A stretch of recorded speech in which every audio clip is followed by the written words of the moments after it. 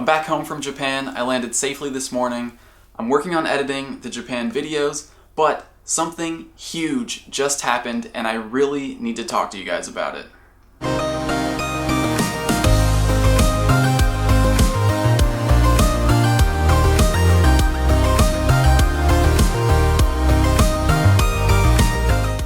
Niantic announced earlier today that they've made some balance changes to CP. Here's the official update notes from the website. Trainers, we have made adjustments to the CP of various Pokemon. Some Pokemon, such as ALAKAZAM, RHYDON, and GENGAR, will have their CP increased. Others will have their CP lowered. These changes will allow a more balanced and competitive battling and training experience in gyms. We will continue to adjust the CP going forward to improve the game balance when necessary. Happy birthday to me. So if you've opened your game at all in the last couple hours, you've probably noticed your top Pokemon look a little different now. Right off the bat, I noticed that my Snorlax had higher CP, my Vaporeon jumped past my Dragonite, Machamp, Golem, and RHYDON are now way higher on this list, so is Gyarados. Lapras is actually the only Pokemon that stayed the same, but there have been some big changes to CP. And the reason is they changed how Pokemon's base stats are calculated. The CP formula is exactly the same, but Pokemon's base stats have been updated. If you've been following the channel for a while now, you probably remember some of the older videos where I suggested changes to CP that would help balance the game.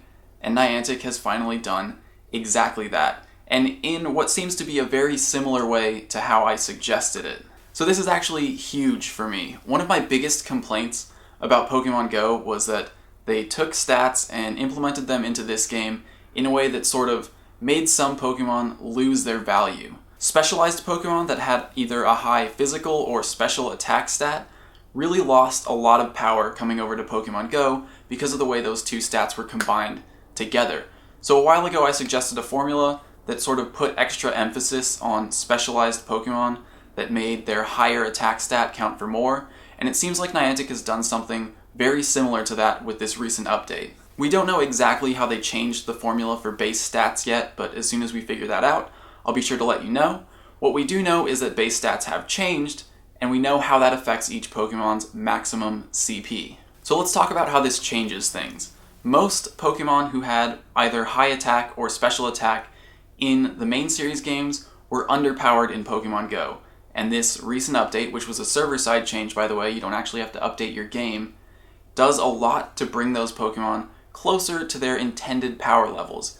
So I'm just going to go through a quick list of the Pokemon with the highest max CP now. You're probably familiar with the older list because it's the same Pokemon that you would always see in gyms: Dragonite, Snorlax, Vaporeon, Exeggutor, Arcanine, those guys. But now, the non-legendary Pokemon with the highest CP are now Dragonite, Snorlax, RHYDON, Gyarados, Vaporeon, Lapras, Golem, Exeggutor, Flareon, Machamp, ALAKAZAM, Arcanine, Pinsir, Jolteon, Muk, Kingler, Charizard, Omastar, Gengar, Aerodactyl, Venusaur, Kabutops, Jinx, Tauros, Slowbro, Cloyster, Scyther, Kangaskhan.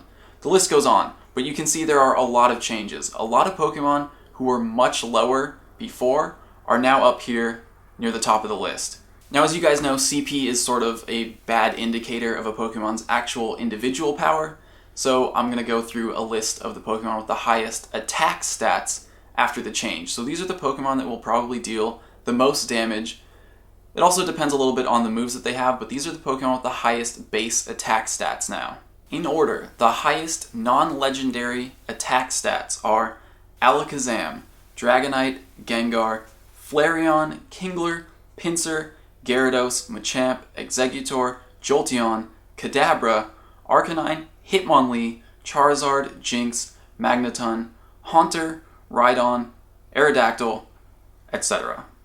So these are Pokemon that generally had one very high attack stat in the original games. And from that, I assume that the new formula that Niantic has updated to is something similar to what I suggested in one of my older videos. Now, let's talk about the Pokemon with the highest defense stats. This was also rebalanced, and probably with a very similar formula to what they did with attack. So the Pokemon with the highest defense stats are Cloyster, Onix, Articuno, Tentacruel, Mr. Mime, Golem, Omastar, Weezing, Hypno, Kingler, Hitmonchan, Hitmonlee, Mew, Blastoise, RHYDON, Tangela, Flareon, Ninetales, Kabutops, Sandslash, Dragonite, Jolteon. Now, HP or stamina stats didn't change with this update, but when we combine a Pokemon's defense and stamina stat, we can figure out their tankiness, and that gives us an idea of the Pokemon that are going to survive the longest as gym defenders. So, the new tankiest Pokemon are Chansey at the very top of the list, where it probably belongs. Chansey, Snorlax, Lapras, Vaporeon, RHYDON, Muck, Tentacruel, Gyarados, Slowbro, Golem, Dragonite, Hypno, Kangaskhan, Poliwrath, Blastoise, DEWGONG, Clefable, Cloyster, Omastar, Venusaur, Nidoqueen, Sandslash, Exeggutor. Like I said, this update benefits Pokemon who had high specialized stats, either special or physical attack or defense. So let's talk about the Pokemon who actually benefited the most from this. These are the Pokemon who saw the biggest change in their max CP. Chansey saw a massive increase, 157% change in its max CP, and it now maxes out at 1469.